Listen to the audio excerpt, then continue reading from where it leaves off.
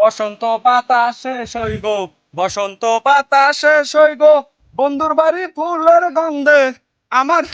বন্ধু, আচ্ছি, কাজ কাম নাই, বৈশা বাতাস খাচ্ছি। আর ওই ঢাকা শহরের মানুষগুলোকে সকাল 9টা থেকে দেখা করে দুপুর 2টার সময়। আসলে গ্রাম অঞ্চলে তোর মতো ভালো মানুষ আছে, এই ব্যাপারটা কিন্তু শহর অঞ্চলে ইম্পর্টেন্ট। কথাটা হচ্ছে কি, আমি ঢাকা শহরে বড় একটা চাকরি করতাম, গ্রামের 10টা মানুষ যা ইনকাম করে তা আমি একাই ইনকাম করতাম। এ কি করা যায়? গ্রামে তো কৃষি কাজ, গরু ছাগল ছাড়া কোনো ব্যবসা নেই।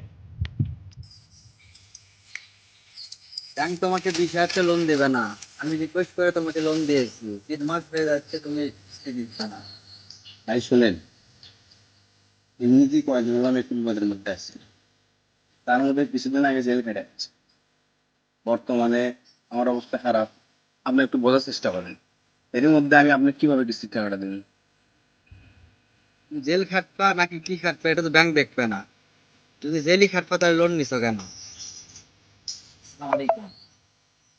এক জীবনের প্রথম রজব ভাইয়ের চ্যানেলে শুটিং করলাম, জানি না কেমন হয়েছে, আপনারা সবাই দেখবেন।